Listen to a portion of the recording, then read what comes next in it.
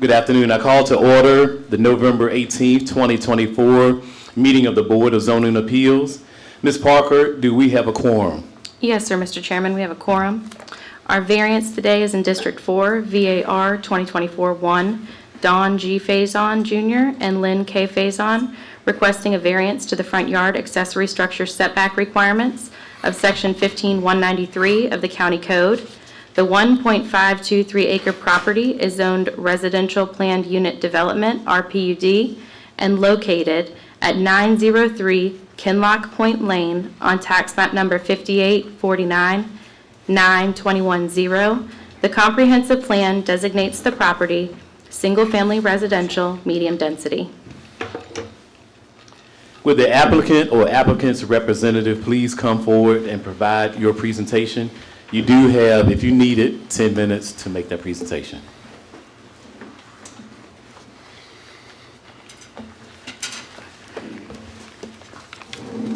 Where do I flip the slide? Is it this thing? Yep, and the white button will advance you. White button will advance? Yes, sir. All right. Good afternoon. My name is Jared Anderson. I'm with Roth Jackson. I'm representing Mr. and Mrs. Faison on their variance request. What's being proposed is an accessory structure. Accessory structures are customary, incidental, and subordinate to the primary structure. Specifically, what we're looking for is a private wellness structure for the property owners, not only Mr. and Mrs. Faison, but their adult daughter who has autism. It's an area that they envision being a place where they can mentally, physically, and emotionally recreate. So that's the purpose of the accessory, of wanting to have the accessory structure there. The architecture is consistent with the surrounding community. It's a high quality design, as you all can see from the elevations. This isn't just a shed. It's a well architectured, well designed structure. This is just a little bit of the overview. On the left-hand side is the property. We'll get into some of the specifics in just a minute. The photo on your right, my right-hand side, is looking out from the rear of the property towards the lake and towards the golf course. So what we're arguing is that, again, we're looking at the totality of the property, and what we believe is looking at both the ordinance and then some of the requirements of the HOA. What we have is, just show you, the architectural review board, the ARB for Kenlock, has already stated and indicated in their letter that I believe you all have had a chance to read over, that the accessory structure is not appropriate in the rear yard. Okay? When you combine that with the county's ordinance suggesting that there's no accessory structures in the side or the front yard, what we have on this property as it stands now is there's nowhere to put an accessory structure. And I think it's important to understand that accessory structures, American land use patterns have developed, accessory structures are part of that, especially when we're talking about single-family residential structures, detached garages, sheds. It's part of how we've developed. And so they really are incidental and customary part of single-family residential. So we think that accessory structures are an important part of how we've developed. It's not contrary, the application is not contrary to the zoning ordinance. I couldn't find anything other than the particular code section that was, that we needed a variance from or a waiver from in terms of side yard setback, heights, those kind of things. So we think that everything else is in line with not only the zoning ordinance, but the comprehensive plan. I think it's also important to understand that in the RPUD district, there's a requirement by the county to create an HOA. And I think it's important to understand why there's that requirement.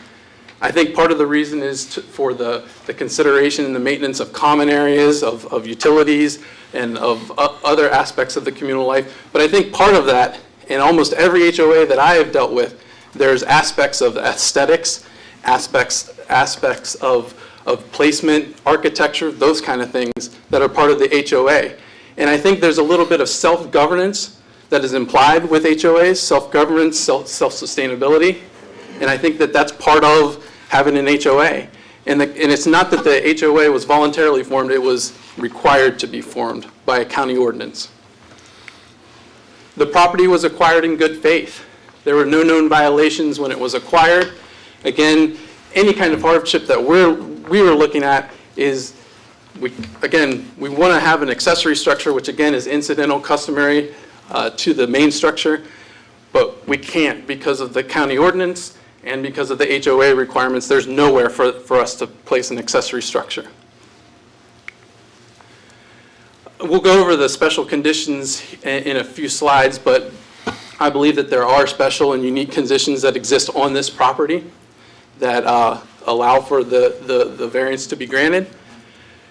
And I think it's important to understand that the conditions and of this particular case are not so general as to have a concern that there's going to be reoccurring variances. I think it's been, I'm guessing, years since you all have met on a variance request, several years. There's nothing in the history that suggests that this is going to be a reoccurring event, okay? And it's also imperative that the BZA understands that every variance application is on its own merits, right? So each one has to be tailored and reviewed and analyzed on its own merits. But there's nothing to suggest that this is going to be a reoccurring theme, whether you grant or deny the variance, okay? So some of the special conditions, this doesn't really lend itself to me pointing because, yeah, well, I'll try my best to explain. If you guys have any questions, just let me know. So there's several different conditions, and I think it's important to understand that we need to look at these conditions in total, not just one single condition, but a calculus, an addition of special conditions. One is the extreme setback of the main structure. I believe the closest point from the front lot line to the main structure is 115 feet, so it's a pretty extreme setback. Another is the unique layout of the property itself. You've got a curvilinear front, which is a little tricky to maneuver when we're talking about setbacks. We've got the sort of oblong back corner. We've got the special flood hazard area, or the 100-year floodplain in the rear. We've got septic tanks in the rear. And you couple that with the fact that the HOA, again, is not going to permit anything in the rear yard, which is represented in the blue line. So anything to the behind or to the left of that blue line, then you've got a fairly big restriction on where we can place accessory structures. The red line is used to indicate, and I think this is really important, the red line is used to indicate the rear behind main building of the adjacent property, the property that would, in theory, be most impacted by the proposed accessory structure. And if you look at the rear, that's the red line going down through, the proposed structure is behind that. So if we can imagine ourselves, if we own 907, which is the lot beside, if we can imagine ourselves, we go outside, we look, the proposed accessory structure will be behind, okay? It'll be behind our main building line, okay? So the feel of it won't be that the Faison's accessory structure would be out in front of the adjoining property. It would be, rather, it would be behind. Let me go back. It really is one of the unique characteristics, and I couldn't find this anywhere, is the orientation of the Faison structure. How it's not perpendicular, completely perpendicular to the front property line, even though the front property line is kind of, again, curvilinear. If you were to run it parallel to the front property line, then you would have a lot more of the quote-unquote behind main building of the property. But the way that it's situated, it really tilts it so that there's not much land to work with. So part of the equation is that there's not going to be any need for a change in the zoning, and the use is otherwise permitted, accessory uses are otherwise permitted. And I think that it's important to understand that this idea, this concept of accessory structures in the side or the front yard, it's already permitted in the county code, 15505, in certain circumstances. Now, I'm not arguing that that supersedes what's in the RPUD. I'm only stating that this idea of front yard setbacks for accessory structures, it's already codified. Does this mean I have a minute left? Or does that mean my time's up? At the chair's discretion, you have a minute left. That's fine. Okay, thank you. So really, real quickly, just want to go over what the neighbors are saying, because that's really is one of the important factors. And we had unanimous approval. These are all taken directly from letters that were submitted. Kinloch ARB is in full support of the location of the proposed accessory structure, and in fact says that it's not consistent to be in the rear of the yard. I think that's really important.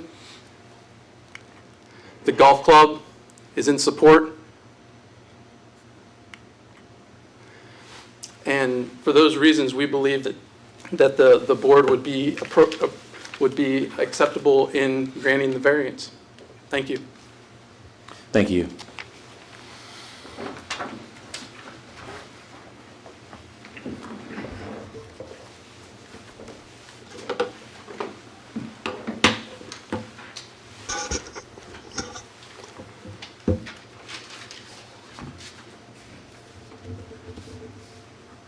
Thank you, Ms. Barker. For the record, I am Ray Cash, Assistant Director of Community Development here in Goochland County. I'll go through a couple slides, and I'll let Kelly Kemp will do the remainder of the presentation. Again, this is a variance located in District 4. We're specifically looking for relief to the front yard accessory structure setback requirement. This is an RPUD, which is a planned unit development under the zoning ordinance. The property here is located on a cul-de-sac as demonstrated here. Generally, you can see, and this current aerial, this adjacent house is not built, but you can see the property as itself and demonstrated at the rear of the yard. Here, we'll go through a couple pictures that have been taken on site. So the structure has been started, so the lot is actually currently in violation because there is no building permit for this structure that began without a building permit. Staff has not done enforcement action based upon that they were seeking a variance for this application. What you do see here is the structure. This is generally when we look at other future pictures. Sorry about that, let me back up. That this is sort of where their sidewalk begins, where the driveway comes along here. The circles are round. You can see the structure in the background. This is a temporary entrance they provided just for the construction of the accessory structure. This is where we talked about where the driveway switches to more of a pavement versus sort of a stone. Here, what we're looking at specifically here is the beginning of the rear yard at the end of the property. This is the garage to the left where they would basically pull in.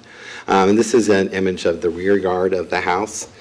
Here demonstrated, you can see the lake in the background as well as some trees along the perimeter of the lake. Here again is looking from the garage on the left-hand side. You can see basically the driveway again, and you can see the house, the structure in the background that's already begun construction, and then that is the adjacent neighbor's house there. This is again another image just showing as you pull down sort of the stamped concrete stone type of part of the driveway, and again looking towards the house, you can see the corner edge of the house right here with the structure that way. What I'll do is just let Ms. Kemp take it from here, and of course I'll be available for any questions afterwards.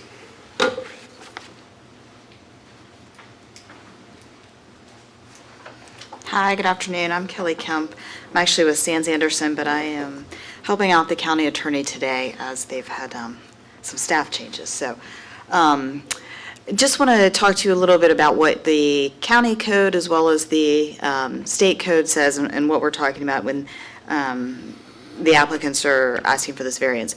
So you'll see this is straight from your Goochland County Code, and really the side yard, that's not at issue. It's the front yard setback, which is defined in your code as behind the main building. The white one? Is that The white one. Okay. So this is a rendering of the house, which would be considered the main building in this scenario. And the building to the side is where the proposed new accessory structure would be. So the red line represents the back of the house, the main building. And if you sort of drew a line out to the property, that would be the rear of that building. The green dotted line is sort of the front facade of the house, if you drew those lines straight out. So in looking at what behind the main building means, the most favorable interpretation for the applicant would be essentially behind that red line. You know, could you debate that it has to be all the way behind the house so you can't see it? You know, lawyers can make all kinds of arguments, but that's the most favorable interpretation. We added the green line just so you could see where the sort of the front of the house is, and it is sort of, it isn't sort of a rectangle lot, and the house doesn't sit sort of in the middle of the rectangle, so it is sort of angled on the lot. But either way, that proposed accessory structure is clearly in front of what is considered the back of the house or the back of the structure, and it's really in front of even the front. And as you heard the applicant say, it is, you know, that's why they're asking for a variance. It sits essentially in the sort of front side yard, however you want to describe that, which does not meet the setbacks for your code. So.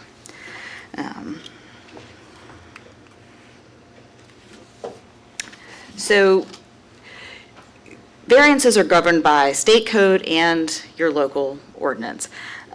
So in order to grant a variance, the applicant, you all would have to decide and analyze the situation. But if the zoning ordinance unreasonably restricts the use of the property, if the need for the variance is not shared by other properties, and the variance isn't contrary to the purpose of the zoning ordinance.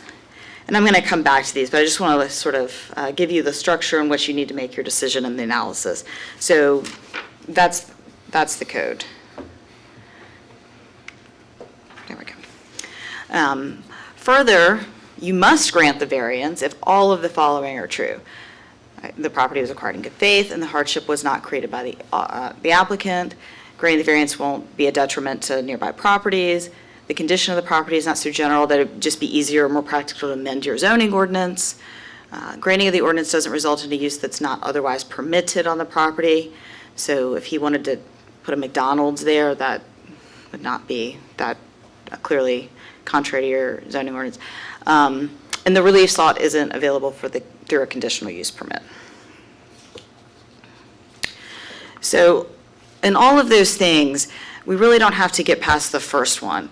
The property, I'm sure, was acquired in good faith. I think it's a fairly new property. But the hardship was created by the applicant. You saw they've started the building without a building permit, which essentially didn't allow for some conversation with staff at best. But they've created this hardship by a placement choice. And what do I mean by that? So again, you saw these pictures. This is sort of the side of the driveway and the back of the house. So they're clearly utilizing the property. It's a beautiful house, beautiful piece of property. Clearly the property has value and they're using it.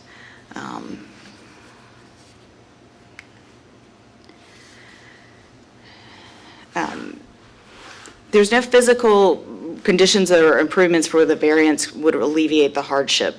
The location preference is not a hardship. It's a preference.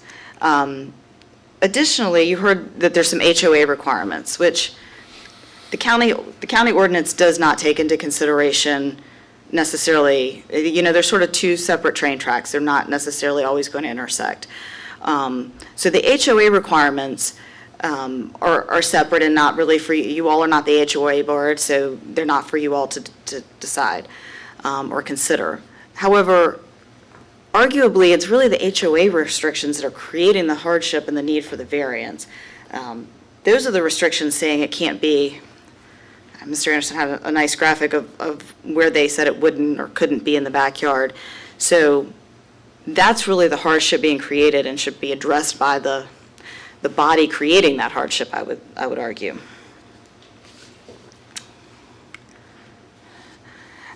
And these are graphics. This is the Kenlock neighborhood, sort of the dark part in the middle is the lake, and then you can see the properties. You can see that cul-de-sacs in this neighborhood specifically are not unique. There are multiple properties within Kenlock that, while maybe aren't exactly the dimensions of this particular property, this is not a unique situation. There are cul-de-sacs clearly throughout the neighborhood. Even their neighbors have similarly sort of shaped lots that would present a similar situation. So this isn't a particularly unique situation. It's simply unique in that they want an accessory structure and they want it in a place that is not allowed by the county. So not unique in its sort of situation or I guess sort of the way it's not really pie-shaped the way some cul-de-sacs are, but you can see some of the neighbors have similar lot descriptions. So I think I've covered the code. County's argument is simply that they don't meet the legal standards for a variance to be granted. This hardship was really created by the applicants, and I'm not saying that they intentionally necessarily did it, but they created the hardship, and this is a situation that can actually be rectified by them. They do have some placement options, at least as far as the county code is concerned. And I'll also just additionally state that the county would allow this building in this place if it were attached to the house. And by that, they would, if they built a breezeway from a door on the side of the house to this accessory structure, covered it, essentially, a common definition of breezeway, that would actually be allowed by the county. So the applicant has some choices and some ability to rectify this situation, some options. So for those reasons, we don't believe that it is available for a variance. But I'm happy to answer questions, or Mr. Cash is also available. Ms. Parker, question? Yes, sir. We kind of skipped over it, excuse me, where there were questions from the board to the applicant. So I want to ask right now that if there are any questions from the Board of Zoning Appeal members to the applicant as well as to staff, please raise those questions now. One question I had was regarding the HOA's decline. You mentioned that behind the property was forbidden by the HOA. Is it because of views from the lake, or just on the hypothetical, if the house were closer to the road, would it still be declined, or is it because of visibility from the lake? Well, one of the things that I wanted to show with the picture early on was that not only this particular property is not only abuts a green for the golf club, it also abuts a lake.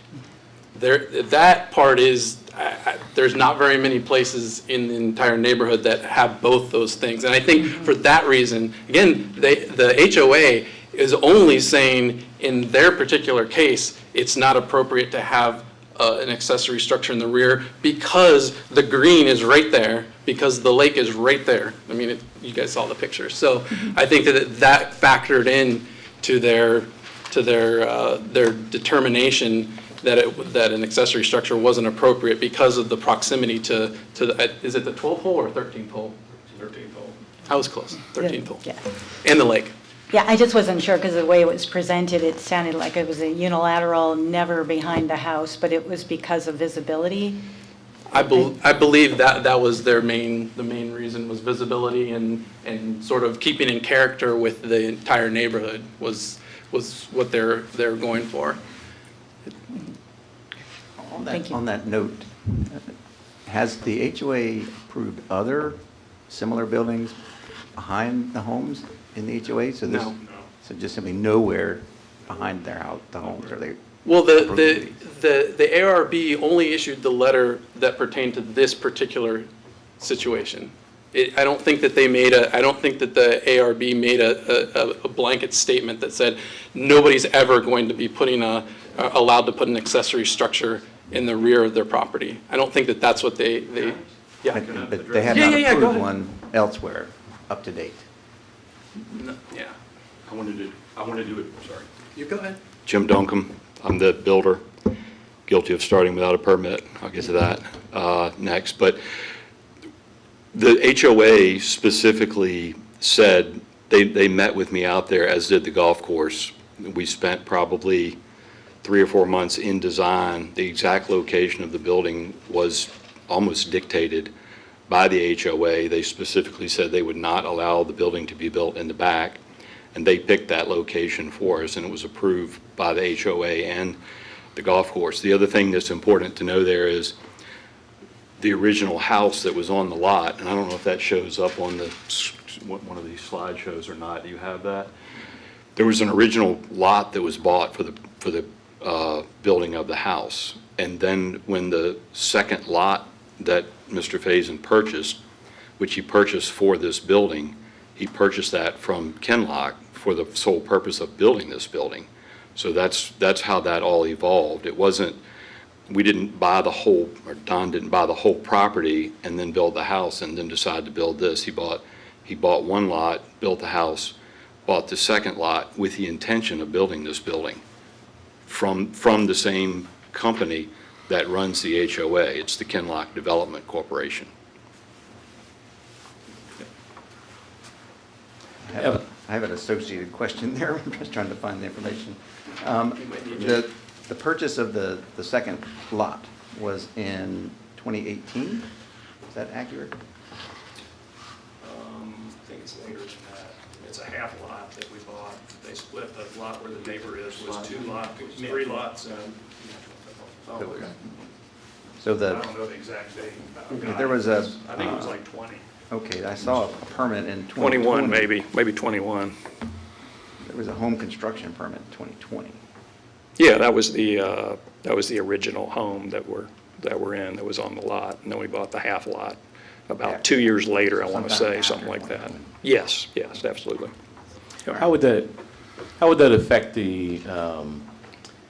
or impact the resale, the resale value if you were to go through with constructing this and then let's say 4 years from now, 3 years from now, whatever, you decide to put the home on the market, would that affect the value of the home in a positive way or a negative way? I would think it'd be positive. I mean, you've got an additional structure that you can utilize. Sits back, it's, comparable with the home in terms of quality and everything else. I think there's one of the neighbors actually said that in one of the letters that was sent in. And you mentioned also, well, not you, but I think your attorney mentioned that your daughter would be in there as well, so that means that you would have bathroom facilities. Yeah, there's as well. bathroom, there's no sleeping facilities or any of that. Let me address that. Brittany I'm affiliated with the Faison Center, which is over near Willow Lawn, if you guys have ever seen that, but we serve like 30 counties, a couple of students from Goochland as well, and it's everything from preschool all the way to adulthood now, and she's in the adult day program. She's 33 years old. She was one of the Fab Four, one of the original 4 that started. One of the challenges with adults and kids with autism is weight control. They eat strange things. They only eat certain kind of foods and textures and everything else. And so one of the things we're really trying to work on, and she's in the adult day and in the family partner program, so she lives with another family 5 days a week. She's with us on weekends and all holidays. But one of the things we're trying to incorporate is more exercise and trying to, change her diet. So one of the big things is because she compartmentalizes, she sees everything at the house as that's what I do at the house. We go, Brittany, we're building this building over here and we're going to go over there. This is what we're going to do. And if you do all that stuff, then you come back and you kind of get rewarded to do the things you want to do at the house. So that was kind of it. I mean, could you take her to a health club? Yeah, but when she starts having meltdowns at a health club with a lot of people, it's not a good situation. So she's fairly severe. And the other thing is I want to live as long as possible because we've got to take care of her forever, and that was part of the Family Partner Program. So I probably spoke too much on that, but that's kind of one of my passions, so thanks for the Thank you. question. Yeah, Yep. appreciate that. One other question I had regarding the neighbors, as I looked at the subdivision map, there were 2 lots I didn't see letters from. I think it was 2 addresses, 908 and 913. Have those neighbors expressed any opinions on this structure? Because I know part of the premise is that the others are not feeling negatively about it. I didn't go to everybody in the neighborhood. What I did is I went to the neighbors, the one that it's closest to, and I went around the entire cul-de-sac that is all located there, and every single one of them has sent a letter in support of it. I didn't go all the way down to the front of the subdivision, which I could do. One of them looked like it was sort of, it just sort of looked on the edge of the cul-de-sac, because I understand you can't, pull the entire Yeah, neighborhood. yeah. but I If you was- pulled it up and told me which one was 908, I'm not very good with that. I could, Yeah, I maybe you don't know if can- I made notes. which one is 908? It's gotta be kind of halfway up on the right, What, going out? like you're going towards your house. if I It's gotta have be it. like halfway up the street on the right. On the new side of it. Before the neighbor? Yeah. That White House? The big colonial White House? I'm not sure which one that is. I was trying to just, with reasonable, Everybody in the cul-de-sac signed off on it, including the neighbor. There's an empty lot across from us that I think is owned by one of the people across the road that did give us a letter. And then I didn't go farther down that way towards Hermitage, but every single person on there that has a home that's built within signed off and sent a letter in, yeah. visible. Absolutely, yeah, absolutely. Yes, ma'am. Thank you.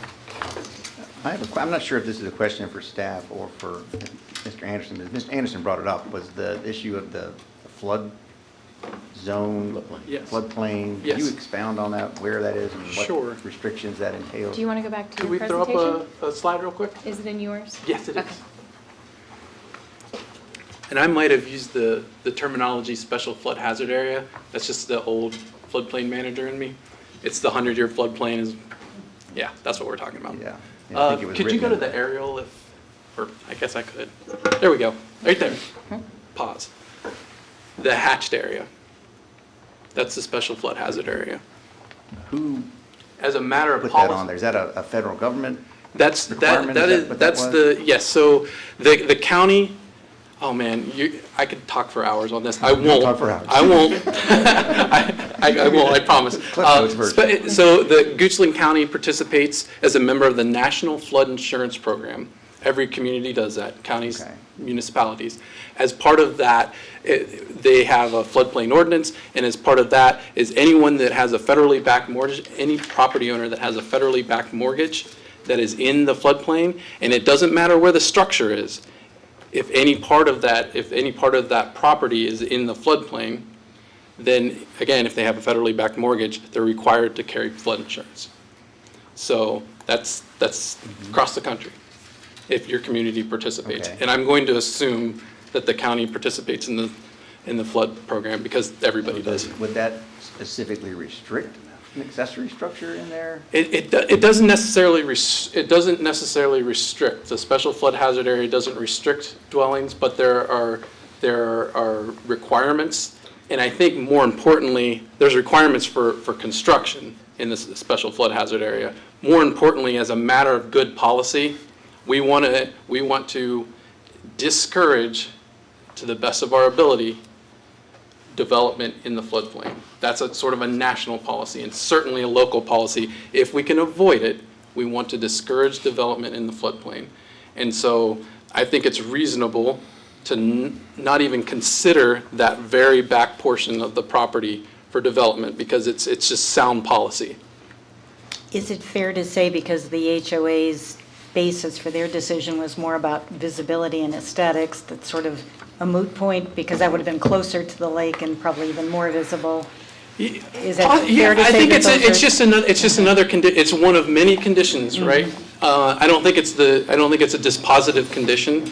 I think it's one of many conditions that are on this property that make it, we don't want to, I don't think that the ARB would allow it. And I think that's our contention, is nothing behind that orangish red line the ARB would permit. But this is just another reason to not even consider the rear. Right. Is there anything in the county ordinances that would restrict that, or that's just a matter of good policy generally? It's not a restriction. Right, within, I mean, you can place it in the backyard, you're able to, or certain accessory structures could intrude into that, that type of area. You know, the county's contention with, it's pretty common through all these properties throughout here, there's reasonable room for the structure to be located in the rear or house addition and the like.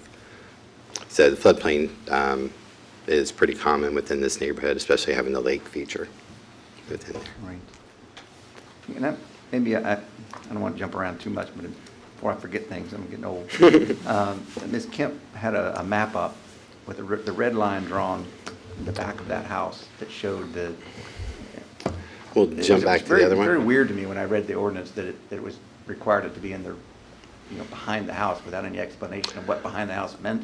Yeah, and I would agree. And to be fair, I guess when the slides came up, and you shift, if you can imagine, the red line should be in the furthest point back of the rear of the house. The green should be along the front line, so it's kind of shifted in the slide. But yeah, so the ordinance, and again, it just says behind the main building. The friendliest and most reasonable interpretation would be behind the rear building line. In other words, instead of being structurally, it has to be located within the box of where the house I could is. draw a line that's more friendly. You know, and so. It's again behind the, I guess, with the, Can I at the show pointer. on the map here? So, for instance, if you say this is the back corner, and you're gonna draw a line parallel to the back of the lot instead of the back of the house, you might go in this direction, or you might be in that direction. And so it wasn't really specific, you know, whether that needs to be physically behind the house where you can't see it, or Right. physically behind some point of the house, or even the whole building completely behind that Mhm. structure, or just some part of it behind it. Right. Yeah, and when you look at it, you typically deal with front, side, rear yards. And so most often when you deal with a building, so the front is really from the front of the house towards the street. Rear is typically from the rear of the house. Back, side is to either side type of thing.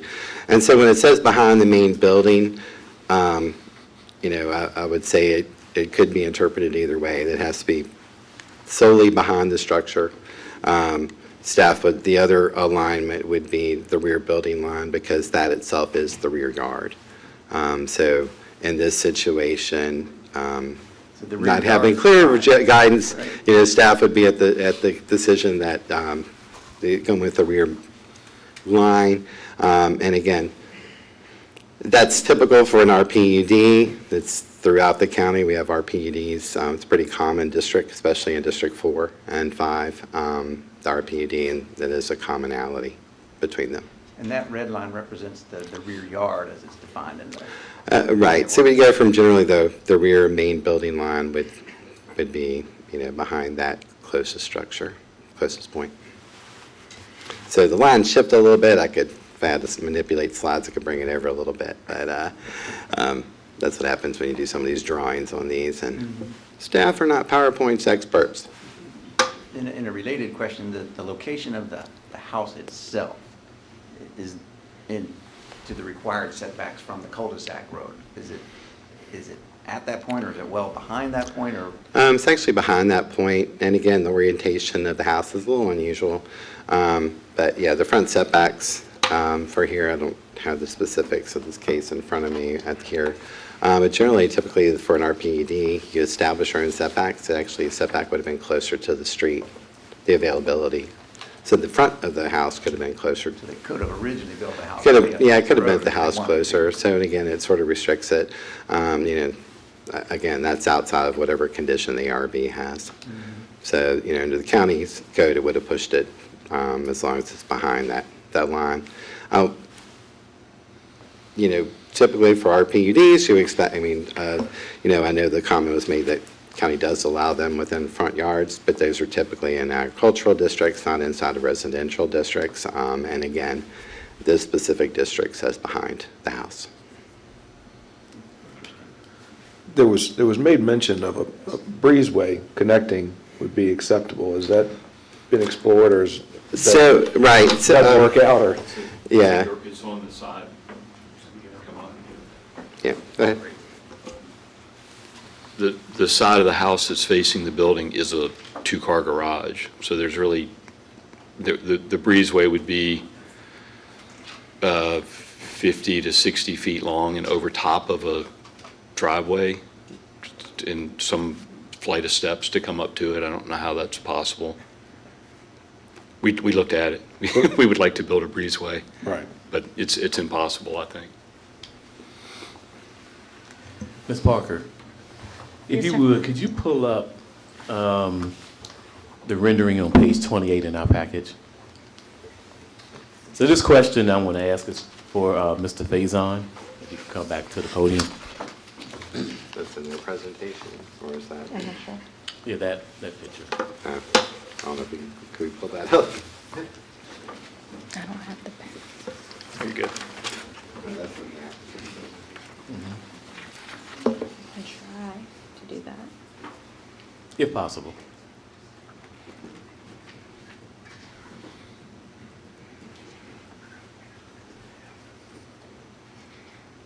What page is this in your presentation? That's the first page.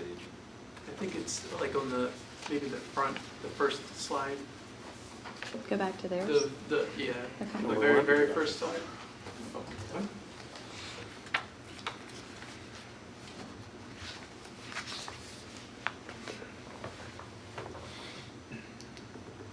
Yeah.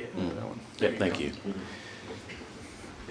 You're welcome. So my question, Mr. Faison, is I know right now you have a temporary driveway for construction, and I appreciate that. And I see a large hole, if you will, in terms of no trees, no vegetation. Once the structure, if approved, would be finished, or during that timeframe, what type of buffer or any type of buffer are you going to provide in terms of trees or vegetation that would further hide, if you will, the structure? Because right now, when I'm looking at this picture, I just see, of course, a hole there and then the structure. Yeah, I actually talked to the neighbors who sent you a letter there, the ones that would be to the right there, that, you know, bought the 1.5 acre lot when I bought the half lot. And I told them that I would make sure and put up, you know, appropriate trees and everything else to block anything, any concerns they had with that. You know, we probably hadn't filled out the rest of of what the landscaping looks like, but what my hope is that it's almost incidental. I mean, you still see the house first, and you see that back, and it complements the house and everything else. I don't know if I totally answered your question. Well, that was there, on the but- side version, but on the front. So as I, You mean where the temporary driveway comes in? right, so you're going to put trees There's a across. walkway over, the plan is like a little walkway that would be from our driveway that's, just goes up the hill, and so we would put regular bushes and shrubbery up front, and it's got a small, well, I think there's a picture of it, a small entrance there, but I don't think there's any shrubbery shown there, but it would be in alignment and consistent with what we have on our own main house. All right, thank you. Yep, you're welcome. Did you want to say something? I wanted just to add a little bit to that real quick. When we met with the HOA, we originally had a driveway there, and we were going to leave the driveway. It was their preference that we take it out, and when we took it out, they asked us to put a walkway from the main driveway over to it. It's not in these slides, but there's a significant landscape package that goes and does exactly what you're asking, not just for the neighbor and the front, but also for the golf course in the back. That was approved by all of those people. All right, thank you. Two more questions for the staff. The zoning ordinance as it is currently worded, that was in place before the property was purchased in 2020 or 2018? What was the timing of that? It's not a, I guess my question is, that's not a new thing. No, sir, it's not a new thing. Okay. And is there another alternative, say through a conditional use permit or anything of that sort, where the applicant could apply and have the same structure? No, not under the current zoning ordinance. Right. I mean, This is it's, their This is only. it. This is their conditional use permit. right. In essence. We would prefer you not. This is it, right. Right. Yeah, this is a standard condition of the RPD zoning. Right. So there's not another. No other Accessory structures are allowed. I mean, Mr. Anderson's right. This isn't about whether they can have an accessory structure. They certainly can, as can, I think, everybody in Goochland, honestly. I might be wrong on that. But, so it's not about that. It's simply the placement in the setback according to the county code, which, you know, the county is not privy to the HOA documents. We also cannot enforce the HOA documents, which is fine. I'm not asking for that, for sure. So all of that is, you know, that's a private civil matter between a homeowner and their HOA. So the accessory structure's fine and not a problem. So that's why they can't get an SUP, because you can do it. It's just you can't do it where they want to do it. Is that? Understood.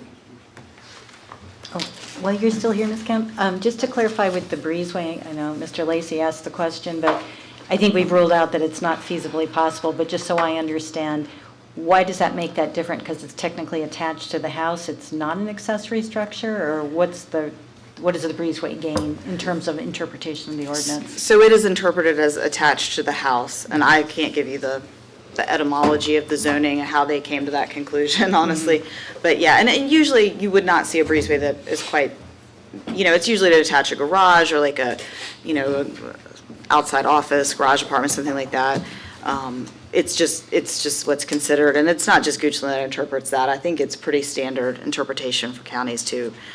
That it's still part of the main Right, so- structure, then this building would not be an accessory? Right, exactly. Okay, and I understand why it's not physically feasible based on what the applicant described. Okay. Any other questions from the board, for staff, or for the applicant? Hearing none, I now will open the public hearing. Those wishing to speak in support of the application, please come forward, followed by those wishing to speak in opposition to this particular project. For the record, please state your name and address. You will have 3 minutes to speak. And at the podium, you will notice a green light that will go on. And of course, when the red light starts to blink, your time will be up. So now I'm going to open the public hearing session.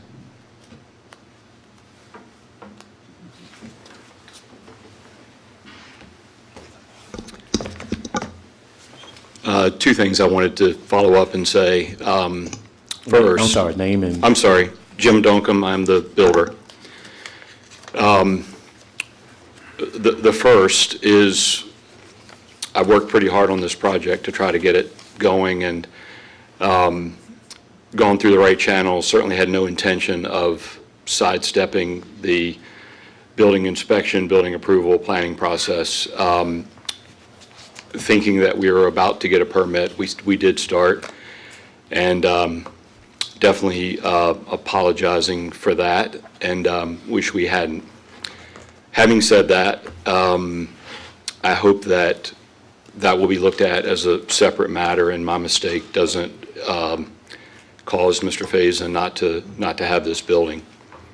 And then one other thing I would just like to reiterate is, it's been said a couple of times, that we can build in the back of the property. And I would just, having gone through this process the whole way, the county is not allowing us to build in the front. The HOA is not allowing us to build in the back.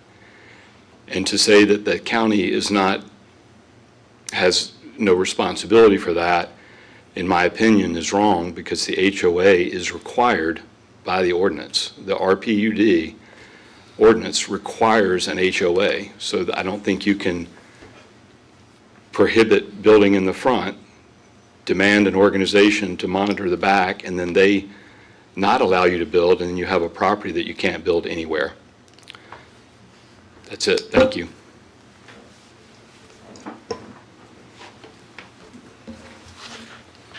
Don Faison. I want to come to defense of Jim for one thing. When I told him what the use was for this, Jim told me he would do it at cost. So a lot of his time and effort and all these fun things we've gotten involved in here, he's been doing pro bono, and I just wanted to say that in case, just in his defense for what happened. Thanks.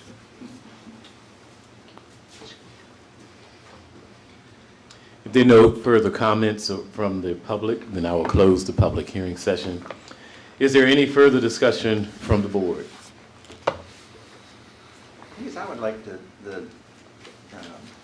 maybe, I don't know which lawyer I should be asking this question to, but what, again, just reiterate, what are the requirements that where the variance could be granted, and what are the requirements that shall be granted or shall not be granted? What are those criteria again?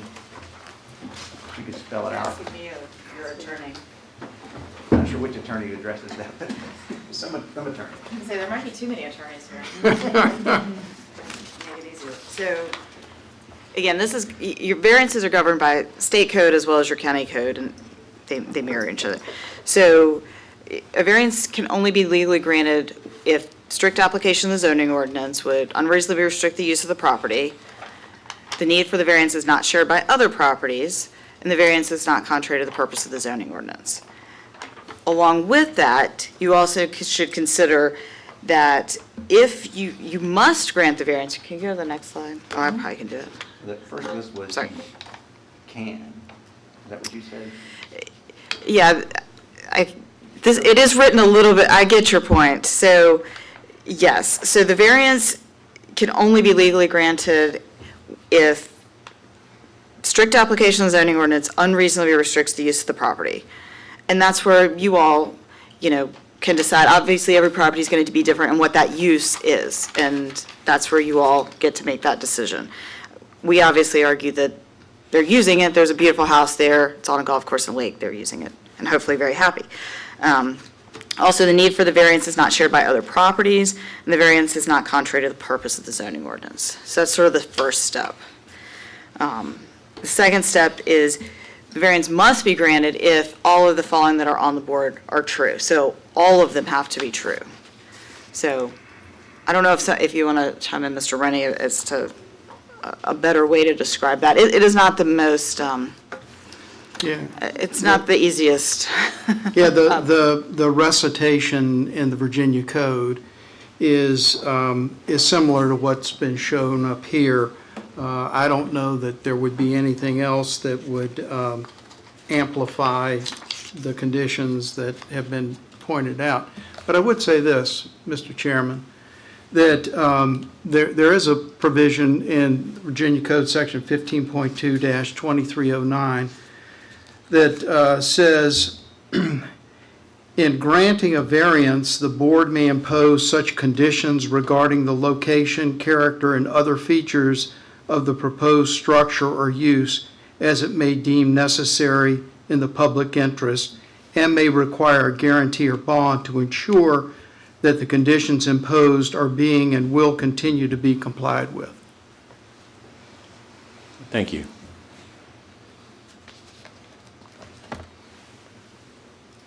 There's no further discussion. I'd like to open up for a motion. I'm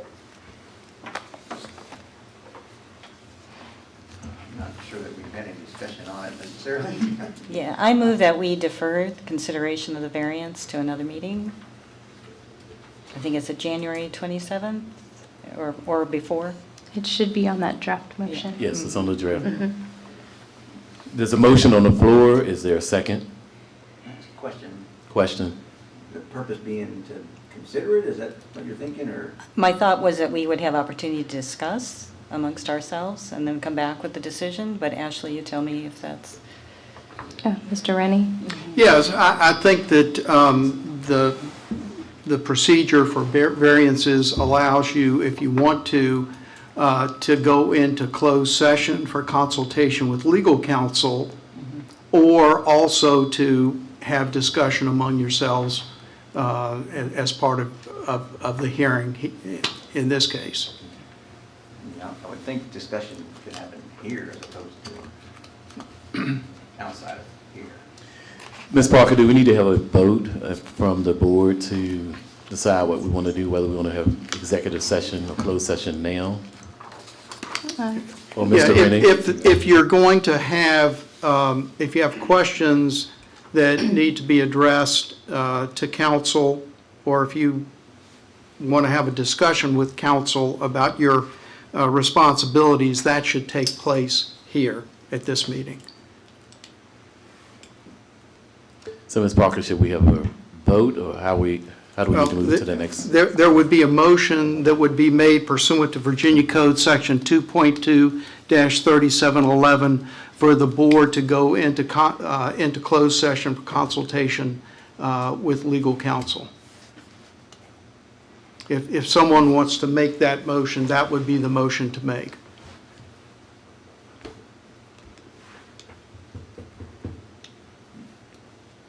All right, process. I think that was the intention of the motion, yes, so I would, Yeah, I can't make the motion, I'm just, if Yes. you want to make it, that's the way Yes. you would do it. I propose making that motion. Is there a second for us to go into closed session? I would second that.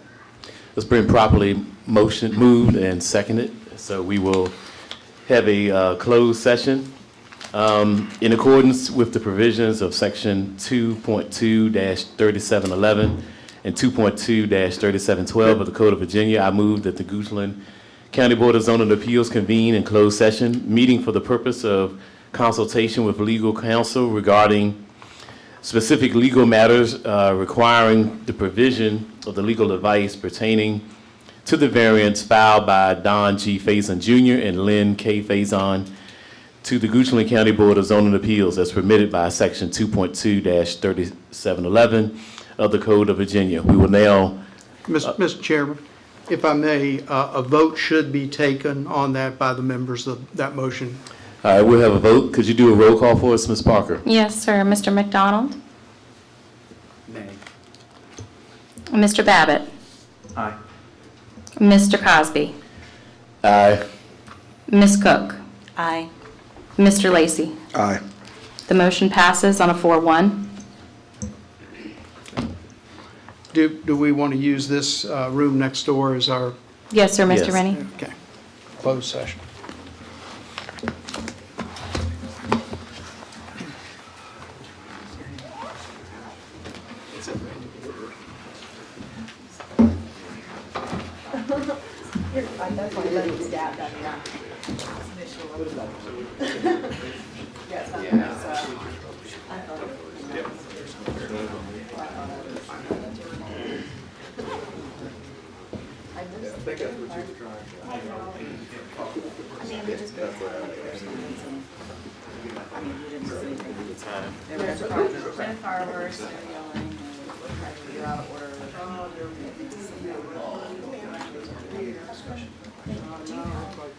Make sure to take Jared from full out.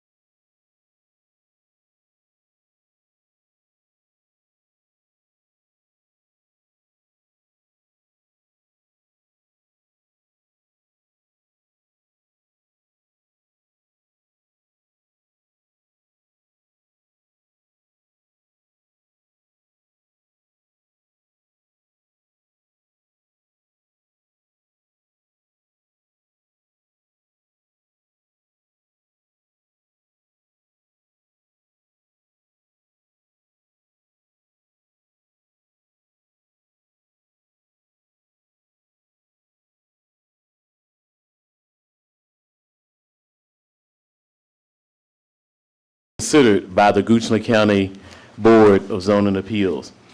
At this time, is there any further discussion? Yes, sir. Yeah. And It's been then- properly moved and second. And then the proper procedure is for everyone who was in the meeting room there to certify that only those items which were discussed were the ones that we went into closed session for. So everyone has to raise their hand to certify that.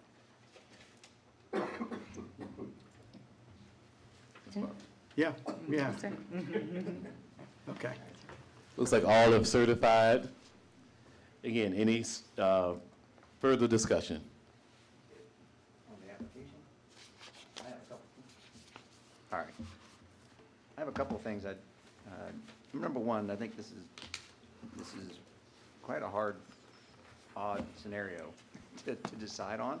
I think that the critical issues for me come down to whether or not this is sort of a general condition that should be dealt with in the ordinance, and also whether the applicant sort of created it by themselves as the main kind of criteria for me. I think the other issues that we discussed are probably all present.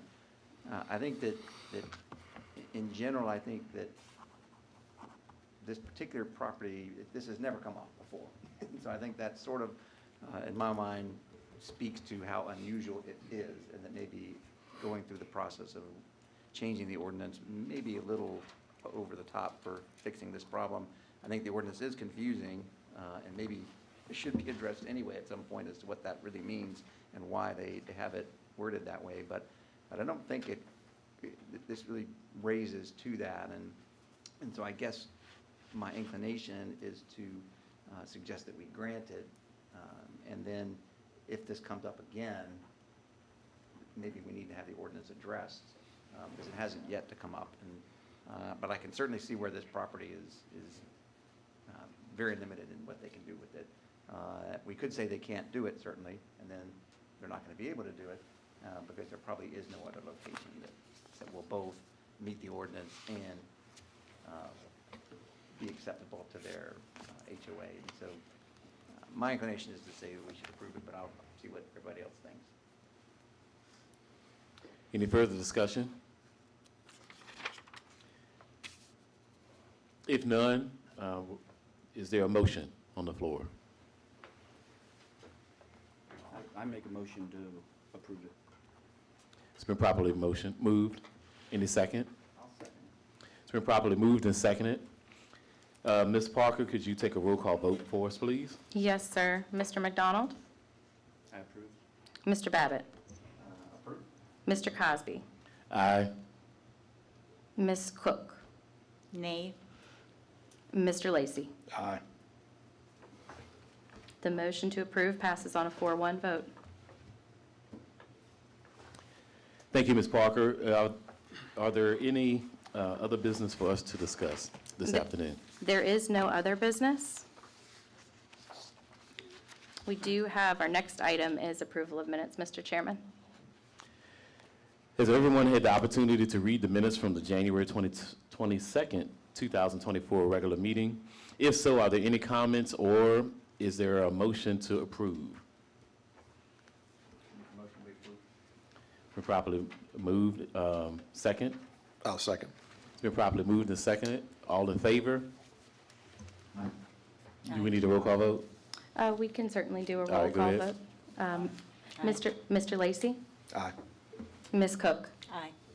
Mr. Cosby? Aye. Mr. Babbitt? Aye. Mr. McDonald? Aye. Thank you. The ayes have it for approving the previous minutes. Seeing that there's no other business before the Board of Zoning Appeals, this meeting is adjourned.